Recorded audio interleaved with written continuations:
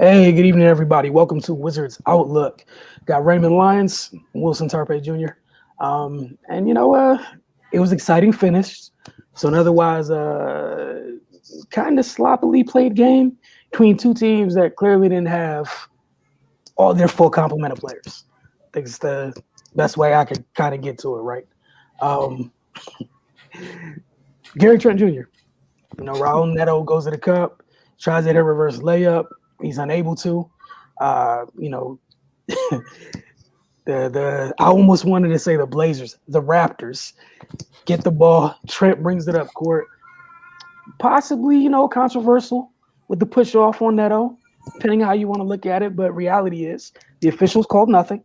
He created some space. He pulled up and knocked down a three as the clock hit triple zeros to literally snatch victory from the grasp of the Washington Wizards tonight. So, Ray, with that said, I'm gonna leave that to you, man. Get some clips and stuff. Oh boy, you cannot lose this game, man. Like you're up by 20 at one point. You Mm-hmm. know, for once you get consistency from the others throughout the entire game. You get 17 from Garrison Matthews, which is a huge bonus. 17 from Bertans. Denny had a good game. It just seems like everything was going in their favor, and then in one stroke everything falls apart. They limped to the finish line, and the results showed that. 15 points in the fourth quarter. That's how you lose games, and you're not getting stops.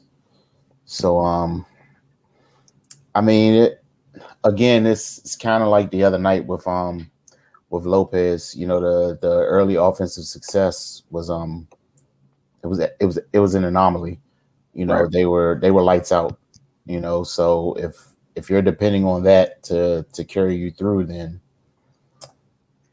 once the rim gets a little smaller, then you it's going to be tough sledding, and that's exactly what we saw. Once the shots weren't falling, then the offense completely fell apart. Um, they weren't creating easy opportunities, or moving the ball, or getting good looks. Um, Garrison Matthews, he started out super hot, and then for some reason he just decided to start doing a little pump fake and trying to draw fouls thing. Like just shoot the ball, dude. Like you got it going. Like ride that wave. It's nothing wrong with that. Um, again, turnovers reared their ugly head. They had 16 for the game, and a lot of them down the stretch. You can't do that. Especially against the Toronto team, it's just not going to go away. We know what their DNA is. They're going to fight. They're going to scrap, and they're going to go to the end. But yeah, man, this is a bad loss, a terrible loss. Hutchison, he's kind of come back to earth after a good couple games when he first joined the team, but his looks and opportunities look a little different with Rui and Bill out the lineup. He was able to play off them really well and kind of find his spots, but with those two pieces gone, it gets a little dicey for him. So hopefully he can find his way, and hopefully those guys get back soon. But yeah, man, like they started off well, 61 points in the first half. Had their first 30-point quarter in God knows how long. So they just let one get away, man, and Toronto kept chipping away at it. So that's we got the result we got. Yeah. For me, I know we always harp on the turnovers, but Toronto was struggling offensively for most of this game. The turnovers literally kept them in it. Like literally kept them in it. Continued to give them life over and over again. We saw the young cat Flynn come in. If you guys were rocking with us during the whole G League rundown, it's a name that came up quite often. I don't think either of us shocked about the contributions Flynn's made or how comfortable he is already on this level. The kid's been working towards it. But yeah, their bench, Flynn, Baines, huge tonight. For some reason, folks kept trying to challenge Chris Boucher. Quick update. He's one of the NBA's better shot blockers, despite being 6'9" and weighing 130 pounds. He has a very long reach. He uses it well. I don't know what to tell you. It's just tough sledding, and I'm gonna go ahead and get this up on the screen just at the end of the game again to revisit how everything went down. And like the other thing that was kind of weird tonight, you saw what was missing. They did have Bertans back, which was a good thing. It also felt like a lot of folks passed up shots that they should they passed up a lot of threes that I felt like were in rhythm, and then took threes that people didn't need to shoot at all. Man, that's a hard way to go out, man. Yeah, that's tough, man. I'm sorry, that's a tough way to go out. It's the last time I'm playing it. I promise. This is a tough way to go, man. But like you said, man, it's weird because they were hitting everything, and I don't think I've ever seen a team get hesitant when everything is falling. Like, if anything, you're supposed to let it rock, but yeah, that's yeah, man, I don't know, especially like I said earlier with Matthews, he couldn't miss early in the game, and then got gunshot for some reason. Like, I don't know, man. I'm through trying to figure it out. It was even a couple of times when like Gills and it's like we're like literally that's what you're in there to do, right? Passing up threes to go to the basket. I'm like, why? I didn't comprehend the thought process. A lot of the time in the second half, it literally just bad decisions were made. Maybe they didn't result in turnovers. Decisions were made. Yeah, and it caught up to them, and that happened. It's just that's a tough way to go out, man. That's yeah, man. Yeah. After pretty much doing enough of the work that you should have won, maybe not super comfortably because you're not that great of a team, but should have won by like maybe 5, something of that nature. It's not like Toronto has there's no Lowry and Van Vliet to bother you. Flynn and Baines came off the bench and tear. They caused so much havoc. Aaron Baines knocked down a 3. Dude, I almost knocked my phone off the table. I'm sitting there watching. Aaron Baines up fakes a 3, takes a couple dribbles and goes to the paint and passes. What is going on in your life that Aaron Baines is comfortable enough to put that thing on the floor from 25 feet out? Why are you closing out that hard on Aaron Baines at the 3-point line? Look, man, decisions, man. It was just really weird. Then Flynn had Hutchinson in the torture chamber. Every time Hutchinson was on Flynn, that boy is at the basket. It was just a matter if it was for 3, for a possible 1, or was it just 2? He was just at the rim. And it's tough, man, because it's one of those things where you did enough work to win, and then your bad habits are bad habits. I mean, it's obviously an excellent shot by Gary Trent, but little things. It shouldn't have got to that point. Yeah, I guess that's what we're pretty much saying. And again, I'm just talking about like maybe the over-reliance on the 3-point shot tonight. Usually Washington's been kind of consistent with outscoring their opponents in the paint. Tonight, Toronto outscored them by 30, 64-34 in the paint. Which is one of the first time within the last couple games somebody's done that to Washington in the paint, because for the most part, they've been attacking the paint, a lot of the drop-offs and stuff, get to the bigs, things of that nature. But I mean, it is what it is. All right, we're going to get to some of these comments before we get out of here, because this is the first of a 6-game road trip, and we do not have enough time to provide group therapy for all of those. Wizards fans trying to talk themselves through this, because I'm not going to do that to myself or to you. Got a night off, then they take on the Magic. They're going to stay in Florida, taking Orlando. And again, another super really hard playing team where if you don't put them away, you're going to end up in the same place that you were tonight. So again, this might as well be the theme of this road trip. I don't know, man. I don't have it. All right, on to these comments again. Thank you all for providing your comments. We truly appreciate them. They're fun. And just a reminder, whether you comment on Instagram, Twitter, or Facebook, we will see them. I know a lot of folks comment on the Finest Magazine YouTube page, which is also great. That's where most of it coming from. But again, if you comment during the show, we see you guys. Instagram, I can't put it on the screen if it's on Instagram, but if you comment on Facebook or on Twitter, I can't put it on the screen in real time. So again, look forward to your engagement. Please don't let the YouTube folks have all the fun. Like, you guys are You already watched. You might as well, share your thoughts. All right, here we go. Ray from Amari Vaughn Nelson. A week. I'm taking the rest of the season off. To be honest, I just tune in for updates on coaching changes and get my game summary from this show. We truly appreciate you, Amari. And again, I said before, I'm low key envious of that situation to just put it down for a week.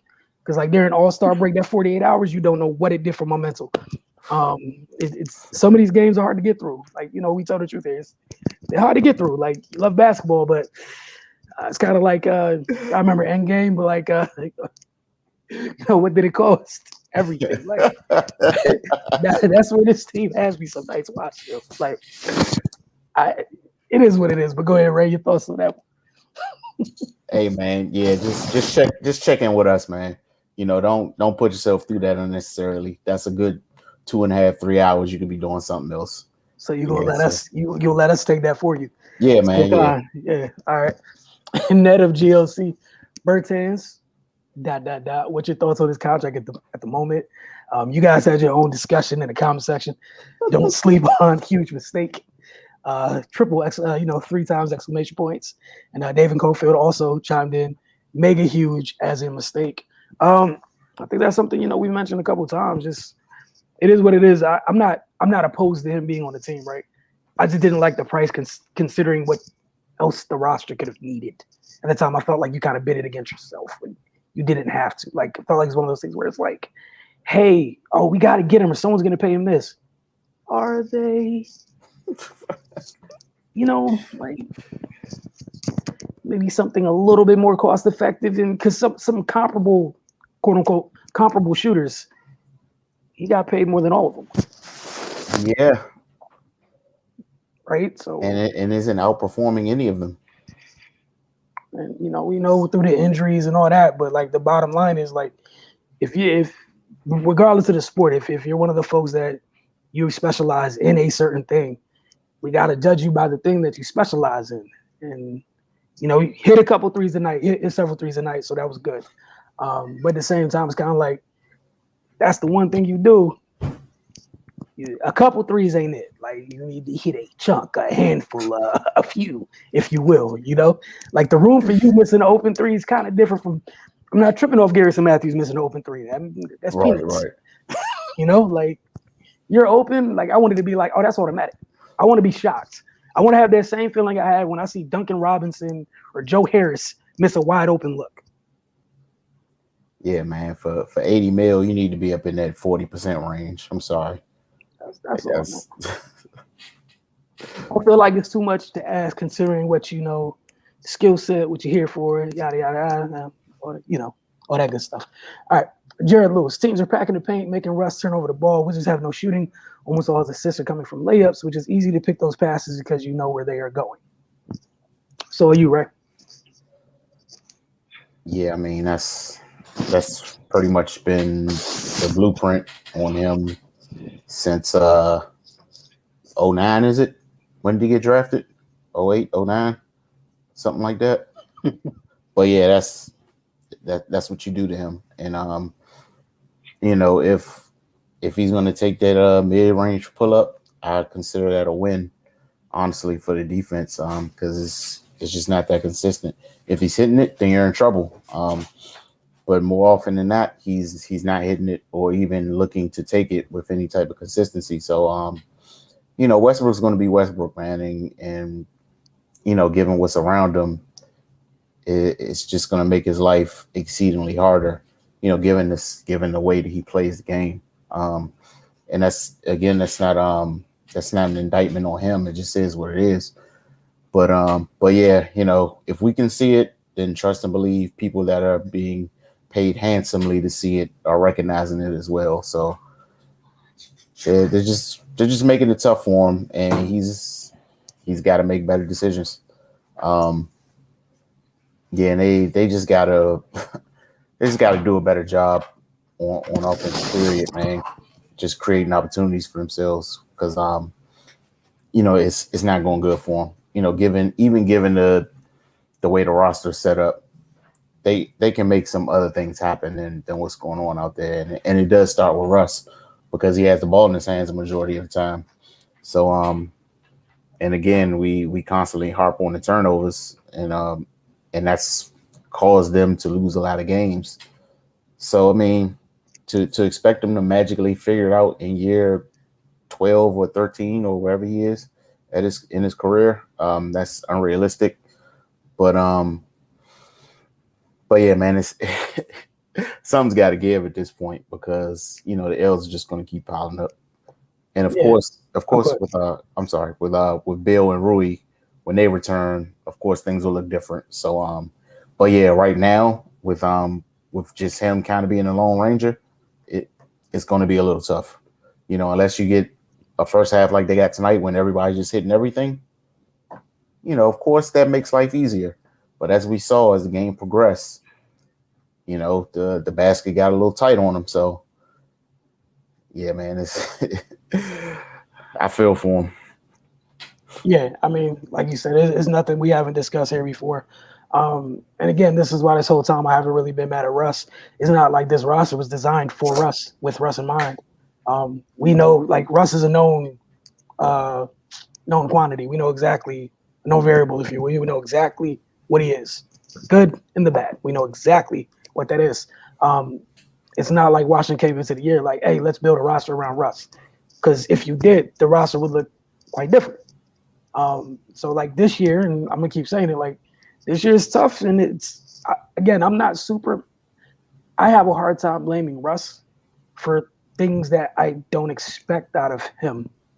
You know what I'm saying? Right, yeah. Like tonight he had 4 turnovers. Like he's been averaging 5 tonight. 4, not the end of the world. I'm not mad at him for 4 turnovers considered, but it's been like, you know, this year. 4-4. Would I like him to be 2? Sure, man, but it is what it is. He plays how he plays. We know what it is. That's cool. But again, this roster doesn't exactly scream like Russ's supporting cast at his best if we look back through history. This ain't the stuff that fits him. So not shocked. And that kind of goes into the second one. Sorry to say this is from Tampa, but need to be traded from this team. He was not as good job making this team. I don't know if we were watching a different wall or what, whether it was Russ or another point guard as time was up. So I get what you're saying. I would say this. I think what you're seeing is a lot of things with like someone like John is the things that people kind of ignore, overlook. Things like running a team comfortably, confidently, where, they're quarterbacking it on the offensive end. That's what's gone, right?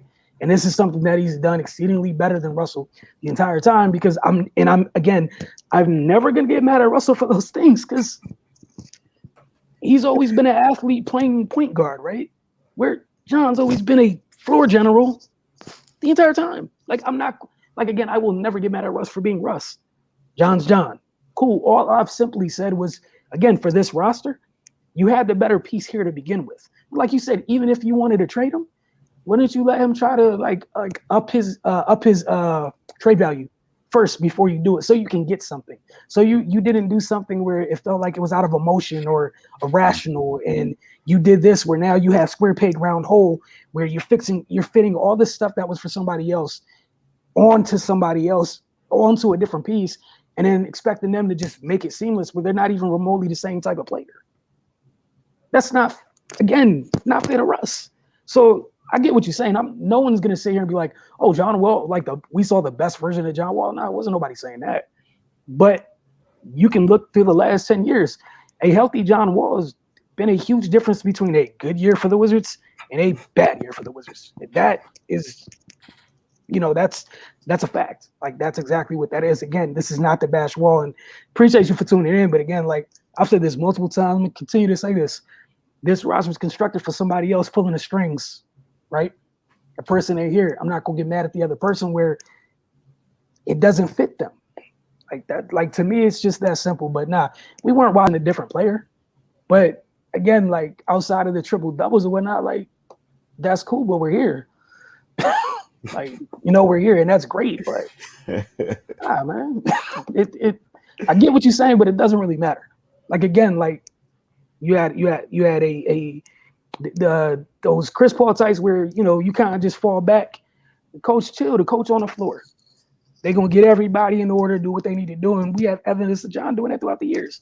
Folks got paid because they listened, followed direction, catch, shoot, hit corner threes. I'm rich now. Don't do much else, but got me a good bag off it. Like that's what's missing. Is sometimes I think it's one of those things where people overlook. Yeah, Russ is Russ, man. John was John, and right now you got Russ trying to use John's toys, and yeah, it's going to look like this. That's what it's going to look like. Yeah. Like, I don't know a better way to put it. This is what it's going to look like. So, Ray, you got anything? I didn't mean to be too long-winded with it. Nah, you good, man. But I mean, as far as I think he said, yeah, he's not as good as y'all making it seem. I mean, I don't know what we're making it seem like, but John Wall results spoke for themselves. You know, so I don't think we have to embellish or enhance anything. You know, like you said, when he was healthy, they were successful to a certain extent. You know, and I get that the last couple years have been tough for him injury wise, and you know, maybe if the fear was or the thought process was he wasn't going to be the same, then then that's cool. But again, like Wilson routinely says, this team was structured specifically for him. And when you remove that piece, you know, and put in a piece that doesn't fit, the deficiencies are glaring. I'll just put it that way. But yeah, man, yeah, and at the end of the day, it doesn't matter. I don't think, you know, trying to critique John Wall's game at this point means much of anything, because he's on another team. We got to deal with what we got here. Mm-hmm. So, yeah, man. Look, like anything in life, decisions lead to consequences, right? Yeah. Cool, man. It's a consequence. Y'all, if you're true Wizards fans, you got to just take an L this year. It is what it is. And you got to hope that Brad doesn't leave at the end of the year. Hate to be the person, this is what it is. That's where you're at, right? Hasty decision was made. Consequences are on the way. You are here now. Got a decision to make. Do you try to make the playoffs at the playoff game, get punched in the first round, yada, yada, yada? Or do you pull the plug on it, go full tank, hope you get one of these kids to rebuild after you flip Brad for some assets? Like this is where we're at. Not going to lie, but this is where we're at. Decision was made early in the year. These are the consequences. Here you go. Here you go. Like I got nothing else for you. Here you go. However you want to look at this, however you want to view it. I hate to be that person. I'm consistently this person and comfortable being here. This is where you at. If your ire, it got nothing to do with Russ and or John. Your ire needs to be directed a little bit higher than that, because that's where they at. Like you gotta look at the roster. We're watching the Knicks, bang with Brooklyn tonight. We watched like 4 teams get better in the East and overtake Washington because decisions that were made. So again, like if you were gonna trade John for Russ, cool, man. Do what you do, not an issue. Where's the plan behind it? Because right now you got square peg, round hole, in consequences. Horrible consequences that repeat themselves. They play themselves out in a different fashion every single night. Right? Like, buddy, don't know what to tell you. Like, this is where we're at. So nobody's bringing on this mythological version of mythological version of Wall. But what I can tell you can go find any stat you want to go look at. Them turnovers is different, brother. Turnovers is different. Turnovers are different, and offenses flow differently. And this is not the knock triple doubles. Triple doubles are triple doubles. That is what Russ has done. Has been nothing short of amazing, and that's great. But you have to have a certain thing around him if you want to have a Russ-led team reach its peak. Them things ain't here in Washington. Like Steven Adams ain't walking through that door. All right? He got a front court like this ain't somebody boxing out and Russ snatching, and this is Russ got to go get every last one of these things. Every last one. Jesus. Because they need it. So it's a little different. Again, we appreciate you. We appreciate your comments, though, man. We definitely do it. All right, last but not least, David Confield. Outside of Bill, Westbrook, Matthews, and Neto. Outside of Bill, Westbrook, Matthews, Neto, Gafford, and Hutchinson, the Wizards need to let the rest of the team go, period. And for the life of me, I don't understand how Scott Brooks could even play Lopez, and Lynn is clumsy as hell. Gafford needs a start, but they definitely need to rebuild around Bill and Westbrook for next season. All caps, this is the worst Wizards team in the past decade. All you, Ray. Well, I mean, Gafford's hurt right now, so you know he's not in the equation at the moment. But I mean, you listed quite a lot of players there, and then said the rest let the rest of the team go. I mean, let them go and do what with them? You can't trade them because if you trade them, you're going to get a player of equal or lesser value. So that's pretty much an exercise in futility. We need to get away from complaining about the roster. To be perfectly honest, we're here, and it's not much potential to get anything better in the near future, given what you have. So, I know way. My bad. Go ahead. Go ahead. I'm sorry. So I mean, for the time being, like Wilson said, make a decision. Either we're just gonna go full, try to get a top 3 pick, or really try to make the most of what's going on this season. But to be perfectly honest, I don't think this team is really built to to try to make any sort of push. They're too inconsistent. Frankly, they're just too soft at times. And then they're dealing with injuries. With Bill's been out a few games. Rui's missed the last 2. Gafford, he had the injury, which was detrimental because what he brought seemed to kind of energize the entire team, and they look good with him in the lineup. So it's just a comedy of misfortunes here. And yeah, man, the trade deadline's passed. They're not getting new people. Let it go. Finish out the rest of the season and see what happens this summer. Hopefully they don't have to be in a position where they're trying to figure out what's the best package they can get in return for Bradley Beal. So yeah, man, right. I'm over this roster construction issue at this point. They just need to play better. I'm gonna keep going back. This is how I'm gonna end the rest of the year. Is this same statement? Decisions have consequences. Roster, you're looking at it, all right? So these are your decisions. There's a couple ways you can go with this for all you guys that want to get younger and pretty much hit the reset button, because there's not going to be an ideal right fit around this stuff unless you literally just ask folks to ideally, right? Perfect world, this is what y'all got. Find a way that Bill commits to sitting through a quote unquote retooling, rebuild, reshuffling of said roster. Find a way to then, if you want to keep Russ, that's cool. That's on you too, whatever. Because I'm just thinking like you're running out of assets to use to acquire other things, right? Russ is one of those deals where it's extremely hard to move him unless you give up things in the future. You're going to have to send a couple of those things, which is why, again, going back to that very early decision this year in which you moved to first for this swap here. Decisions have consequences. $80 million.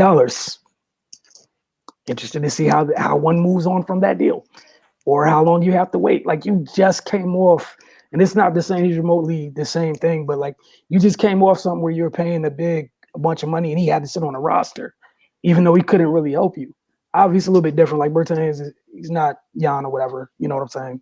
Mm-hmm. Clearly not the same thing, but it's similar to it is similar in the fact where you got somebody, the price tag doesn't fit the production. What you gonna do about it now?